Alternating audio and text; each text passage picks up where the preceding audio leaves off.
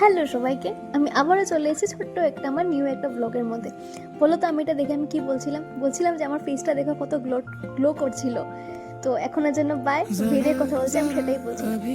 দেখতে একটা ভিডিও গেছি বলতে গেলে আজকে না একটা আমার একটা দিদির মেয়ের অন্নপ্রাশন, ভাবলাম এটা একটু শপিংয়ে যাই। এই দেখো দিদিটাকে তোমরা গ্যাস করতে পারবে, এখানে দাঁড়ানো দিদিটাকে পিক আপ করে নিলাম। এখন ভাবলাম চলো আমরা এখন ঘুরতে যাওয়া যায়। গসিপ করতে করতে এসেও গেছি, এটা বিগ বাজারের পাশে। তো ওইখানের জন্য আমরা ওর বাচ্চার জন্য নিয়ে নেওয়ার ছিল কি বলে লেহেঙ্গা, ছোট্ট মোট্ট 6 মাসের বাচ্চা।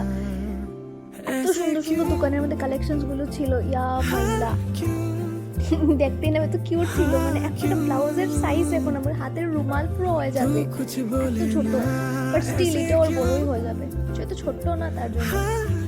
তো দিদি জাস্ট চুজ করলো যে কোনটা নেবে কোনটা না। তোমরা বলো তো এখানের মধ্যে আমার দিদি কোনটা চুজ করেছিল নেবে বলে, প্লিজ তোমরা কমেন্টে জানিয়ে দিও। এরপর এখান থেকে আরো কিছু বাজার করা ছিল, কি বলে আমরা ওর পাঞ্জাবি কেনার ছিল, আর বহুগুলো শপিং ছিল। তোমরা সাথে থাকো, দেখতে থাকো ভিডিওগুলো পুরোটা।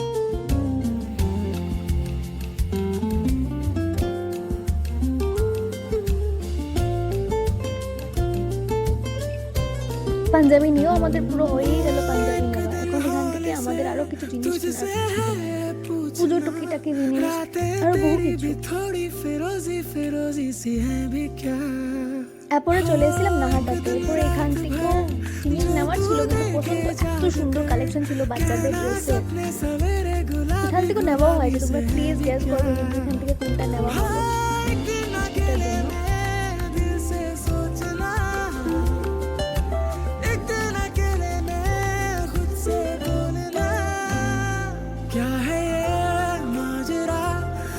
না না, এটা কিন্তু সেই এটা না, এটা কিন্তু আমরা নাচ মানে দোকানের মধ্যে সেটা ছিল একটা বাচ্চাদের একদম এত কিউট ছিল, আমাদের সাথে বহুত খেলছিল, যদিও সেগুলো আমাদের ক্যাপচার করা হয়নি। তো এখন দিদিটা ড্রেস দেখাচ্ছিল আর আমার দিদিও চুজ করছিল। এত সুন্দর সুন্দর কালেকশন, এত সুন্দর সুন্দর ড্রেস, মানে দেখে তো লাগছিল আমি সবগুলো নিয়ে নিই, আমি পরবো বলে, কিন্তু দিদি সেটা অবশ্যই চলতো না,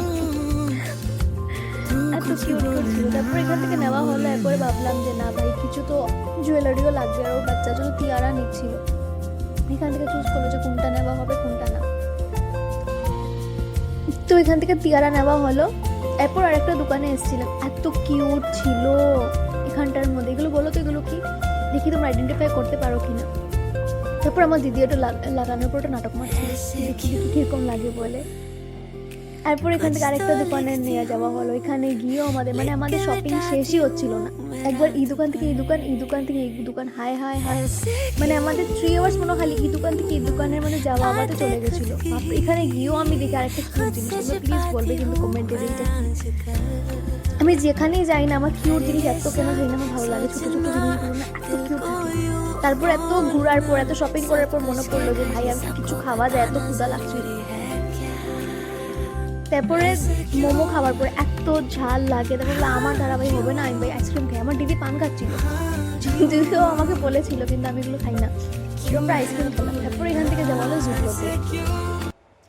এখানে গিয়েও আরো শপিং ছিল, মানে আমাদের একদিন এত শপিং ছিল, এত শপিং ছিল। কিছু জিনিস তো আমরা একটা দোকানের মধ্যে রেখে তারপরে আসি, হাতে এগুলো নেওয়াই হচ্ছিল। তারপরে সব কিছু শেষ, তারপরে